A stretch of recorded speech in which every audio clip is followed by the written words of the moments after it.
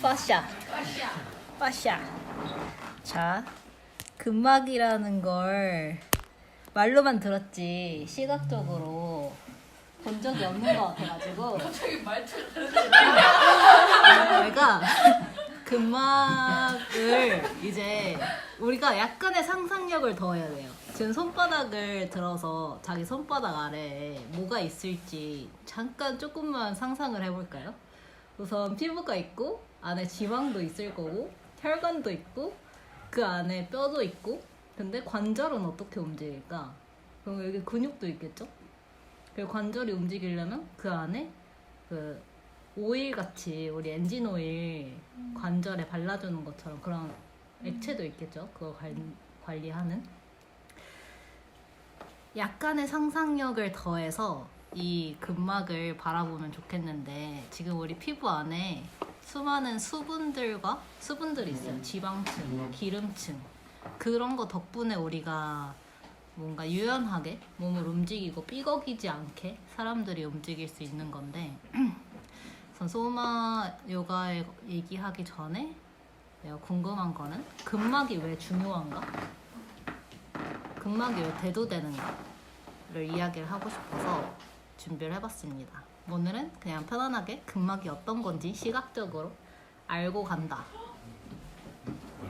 아닐 것 같은데. 저거 김밥해냐고. 아니야. 오!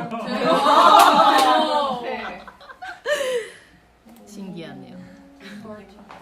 파시아. 분명이다.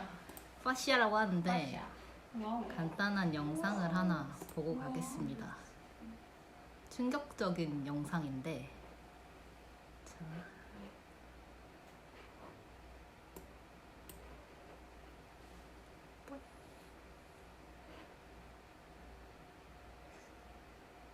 뼈가 움직일 때 이게 뼈라고 생각을 해볼게요. 우리 혈관에서 어떤 움직임이 지금 일어나고 있는지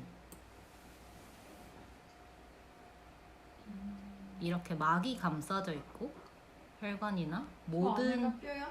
모든 뼈, 뼈가 인대, 움직인다고? 관절 움직이지요. 그래 우리가 움직이지. 근데 이렇게 그걸 다 모두를 감싸고 있는 게 근막이라서 중요한 이유예요. 그러니까 심장에는 심장막이 있어야 심장이 존재할 수 있고 세포도 세포막이 있어야 세포가 존재할 수 있고 혈관도 혈관관이 있어야 그 안에 물이 들어가 있을 수 있겠죠? 그러면서 이 안에 이렇게 그 막들을 만들어주는 게 근막이라 우리 온몸을 이루고 있는데 그 중요성을 여태까지 모르다가 한데 과학이 발달되면서 신체 내부를 이제 발견할 수 있게 된 거예요. 그러면서 왜 이거 근막을 몰랐냐 했을 때 이것들도 다 근막이거든요. 막들 왜 몰랐냐 했을 때 신체 해부를 하면 수분이 다 날아가잖아요. 그러면 그게 딱 유착되는 거예요. 그래서 이게 해부를 뜯었을 때 뭔가 이렇게 엄청 질기게 빠자작 이렇게 부셔져 버리는 거죠. 근데 지금은 살아있는 상태 그대로 안에 카메라를 넣어서 관찰을 할 수 있어서 이게 생명력이고 이게 인체 내부의 수분이고 아이들이 충분히 갖고 있는 거. 하지만 노인이 돼가는 경우 이제 나이가 들 경우 이것들이 유착돼서 관절이 움직이지 않고 아까 기름 발라주는 것처럼 발라준다고 말했던 것처럼 이게 딱 굳으면 안 움직이겠죠? 뼈가? 지금 근데 이 모든 게 우리 인체 내부에서 이루어지고 있다는 그런 신비함. 그래서 약간의 상상력이 필요하다는 점. 그래서 인체 70%가 물이라고 하는 게 다 그냥 물로 이루어져 있는 게 아니라 이렇게 콜라겐 성분이나 점액 성분이나 액체 성분으로 이루어져 있는 거죠. 그래서 아까 뼈 움직이는 거 정도 이렇게 근육 다발이 근다발이 이렇게 움직이는데 그 안에 사이에 근막들이 이렇게 움직일 수 있게 해주는 거예요. 그리고 또 신기한 점은 끈적끈적한 액체 같은 거라서 근데 그 범위가 엄청 넓어요. 근막의 범위가 결합 조직의 범위가 엄청 넓어서 이런 액체 조직에서부터 또 인대나 건까지 다 근막이라고 결합 조직이라고 하는데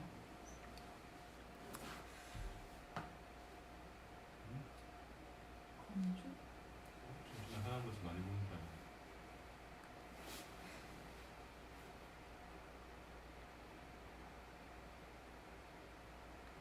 그래서 우리가 몸을 움직일 때 같이 이런 액체들도 이루어지고 있다는 거. 그 하나만 가지고 가도 오늘은 다 네, 목적을 달성한 건데요. 아니, 그거 아니고. 멋있다.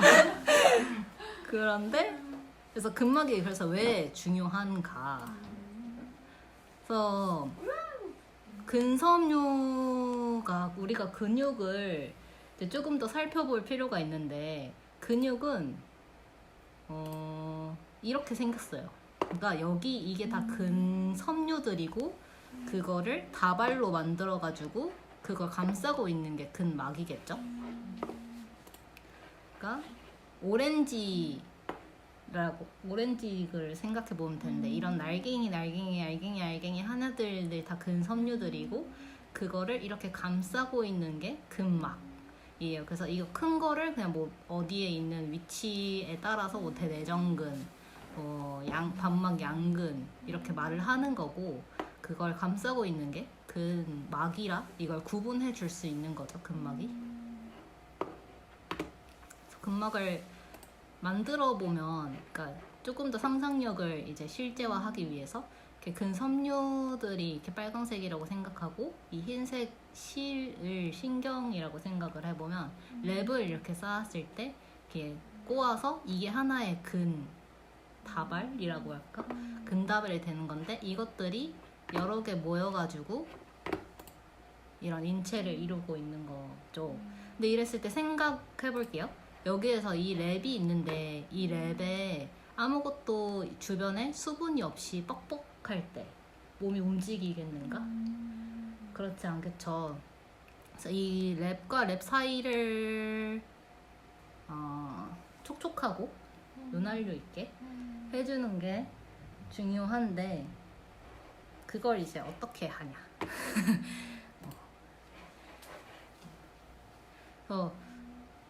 귤 먹을 때도 귤 이렇게 수분기 없이 엄청 빡빡해지잖아요. 건조해지는 거.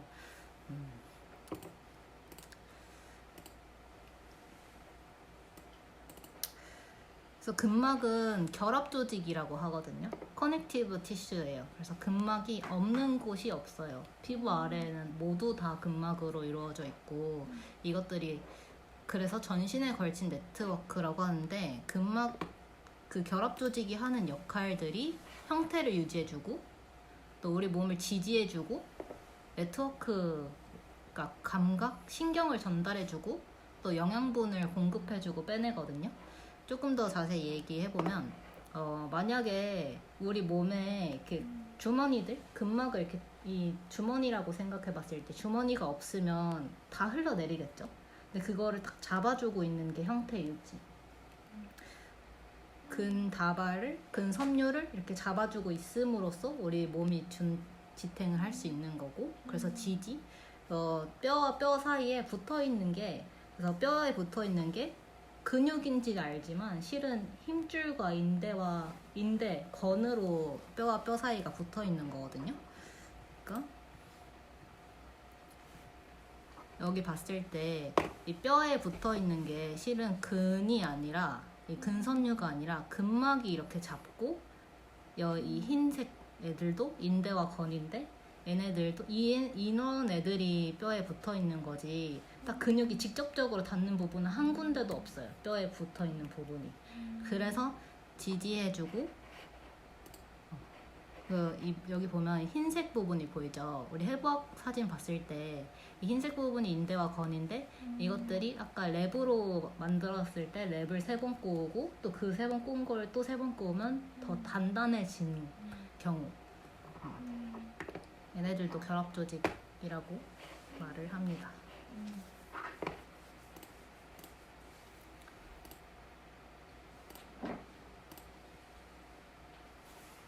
그리고 네트워크나 공급은 어떤 의미냐면 이 아까 인대와 건처럼 뼈에 딱 붙어서 구조적인 지지를 해주는 단단한 부분들도 있고, 또 아까 영상으로 봤던 것처럼 끈적끈적한 액체 같은 점성 있는 부분도 결합 조직이라고 하는데, 그 부분에서 이루어지는 게 혈액 공급이나 피가 순환되고 산소가 이렇게 순환되는 거예요.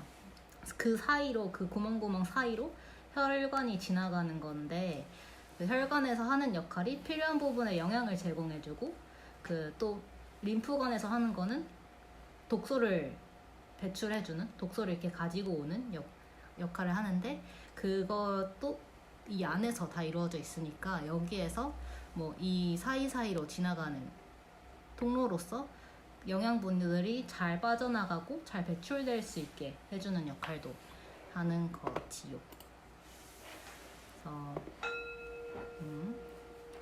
이거는 그냥 궁금할 것 같아서 갖고 왔는데, 결합조직은 그래서 세포나 섬유나 기저물질로 이루어져 있다.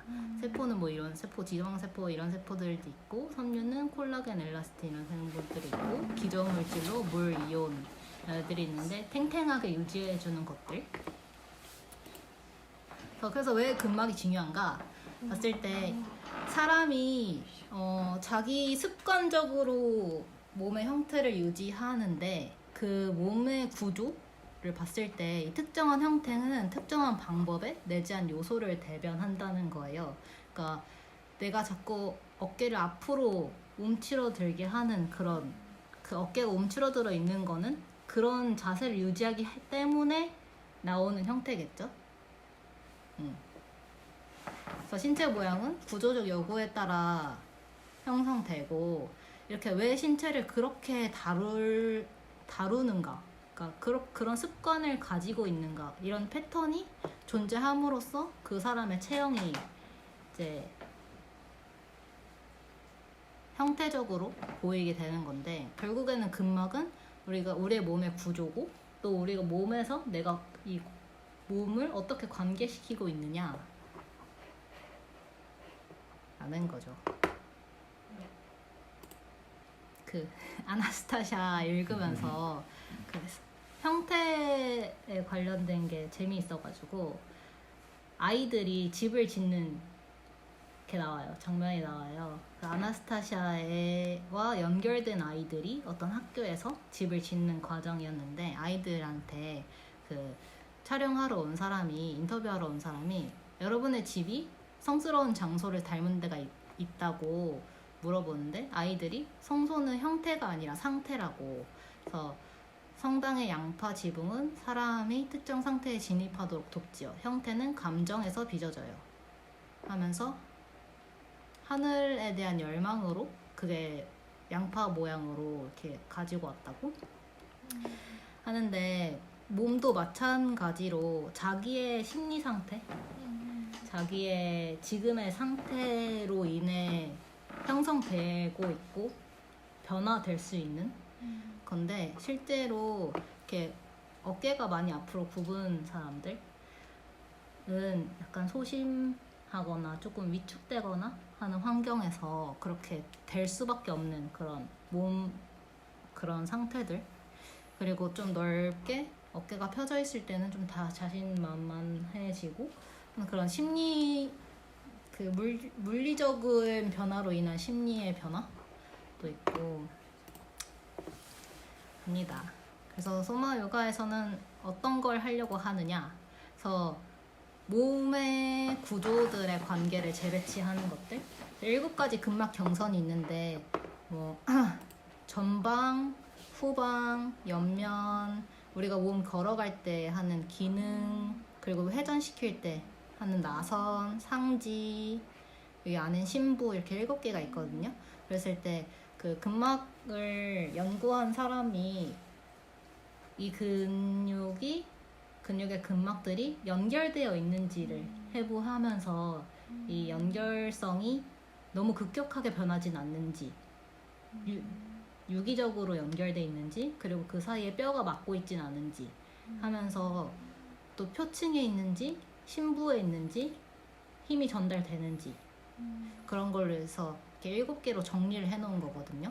그랬을 때 7개를 효율적으로 써가면서 뭔가 제일 빠르게 뭐 머리 미간에서부터 이렇게 타고 발바닥까지 올 수 있게 하는 그런 고속도로를 이제 만들어 주는 거죠. 기존에는 여기에 뭔가 문제가 있으면 고속도로를 못 내려오겠죠.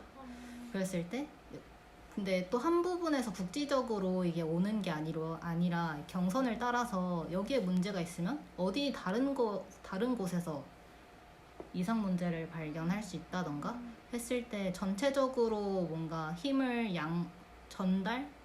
전달해줘서 전체적으로 살아날 수 있게 관계를 재배치 시켜가지고 전체적으로 향상될 수 있게 하는 것을 목적으로 두고 있고, 또 엄청 세심한 부분이라서 자기가 어떤 그 선을 쓰고 싶은지에 따라 또 근육에 힘을 전달을 할 수가 있거든요.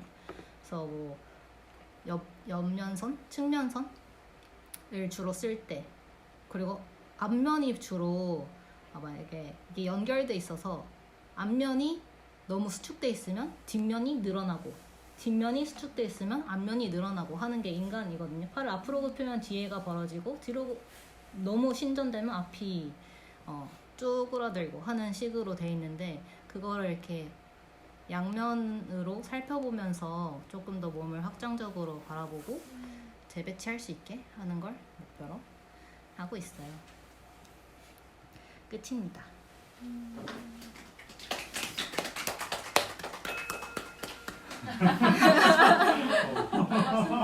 한테 맞추는 거 아니야? 질문 있는 분들은 질문해 주세요. 그거 이게 네. 옛날에 근막 이완에 이런 거 들어봤거든요. 그리고 도구를 사용해서 근막 푸는 것도 보기도 받아보기도 했는데, 근데 그게 되게 약간 그런 식으로 본격적인 치료나 어쨌든 그런 사람들 많이 봤는데, 그 근막 이완을 한다는 게 구체적으로 어떤 걸 하는 거고, 그래서 어떻게 좀 더 치료에 영향이 있는 건지. 그 근막이 어느 부위에 따라서인지 또 달라질 것 같은데, 근막을 이완시킨다는 거는 유착된 곳을, 거기에 공간을 만들어준다는 거거든요. 혹은 딱딱해져 있는 부분을 살짝 말랑하게 해준다거나, 그랬을 때 우선은 피가 들어가야 돼요. 그러니까 혈액이나 산소가 그쪽으로 들어가야 대사 관계가 진행되고, 나쁜 게 빠지고 좋은 게 들어가는 그게 이루어지면서 회복이 일어날 수 있는데, 그쪽으로 못 가니까 조금 물리적으로 그걸 넓혀주는 거예요. 예를 들어 앞에가 쪼그라져 있을 때 조금 펴주면서 물리적으로 공간을 만들어주고, 그러면서 이완이 생기게 되고, 근막 이완 치료잖아요. 그러면서 거기에 산소나 혈액이 공급될 수 있게 하면서 치료가 일어날 수 있게 하는 그런 과정들. 뭐 주요 장기나 근육들 싸고 있는 게 근막이니까 그쪽으로, 그러니까 뭐 장기나 어떤 그 부위에 통하는 근막을 이완시킴으로써 그쪽에 필요한 산소나 혈액이 공급될 수 있도록 한다. 그리고 더 중요한 거는, 왜 근막이 엄청 세심한 하냐면, 추우면 굳잖아요. 쪼그라들고. 마찬가지로 뭔가 긴장하거나 스트레스 받으면 근막도 쪼그라들거든요. 그러기 때문에 마음도 편안하게 가져야 이완이 일어나고, 그래서 호흡이 부교감신경, 교감신경을 자극하면서 이거를 이제 풀어낼 수 있게, 좀 심리적으로 안정될 수 있게 함으로써 근막 치료가 이루어지는 거지, 계속 이렇게 막 쪼그라들고 압박되어 있는 상태에서 진정한 이렇게 치유는 이루어지기는 힘들어요. 그래서 더 심리 쪽으로 또 많이 연결되어 있는 부분도 있어요.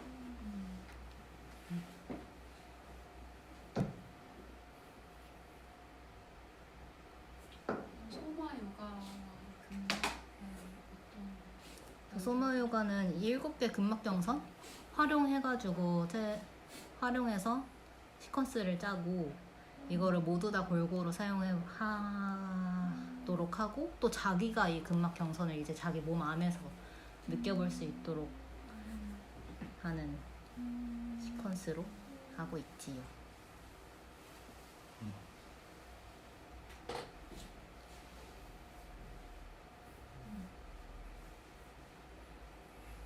저 경선에 뜻이 뭐예요?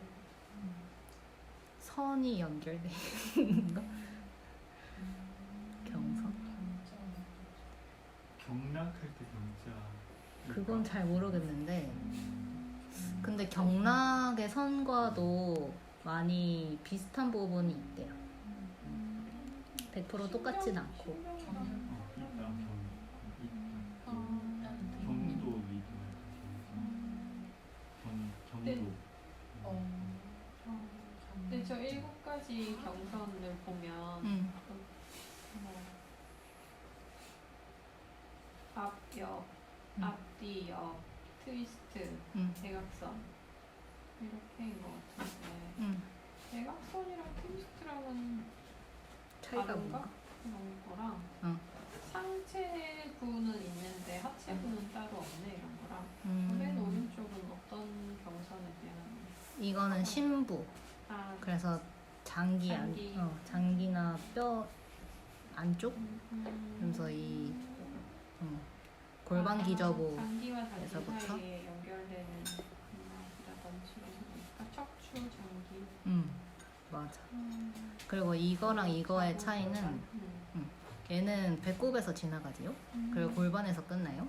그래서 몸을 상체를 이렇게 트위스트 시킬 때 주로 많이 사용하고 얘는 팔에서부터 발까지 이 치골결절을 기준으로 트위스트 교차되는 거라서 걸을 때 우리 팔다리 반대쪽으로 쓰죠. 네. 그래. 팔과 다리가 이렇게 반대쪽으로 쓰는데 그럴 때들. 근데 이게 하나를 한다고 움직인다고 이것만 쓰는 건 아니거든요. 어쨌든 다 전체적으로 쓰이는데 조금 더 나눠서 중점적으로 사용하는 거예요. 그리고 더 재밌는 거는 이게 결국에는 이 상지에서 긴장이 이렇게 올라갔을 때 이 긴장이 타고 여기가 이렇게 쪼그라들어 있다고 했을 때 이쪽이 만나는 부분이 또 여기랑도 만나기도 하거든요. 그래서 전체적으로 봐야 된다. 아까 말했듯 근막은 우리 몸의 전체를 이루고 있으니까.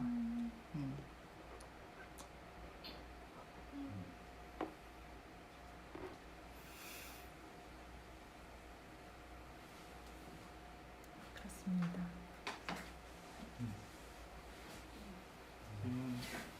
그냥 분들하고 간단하게 소감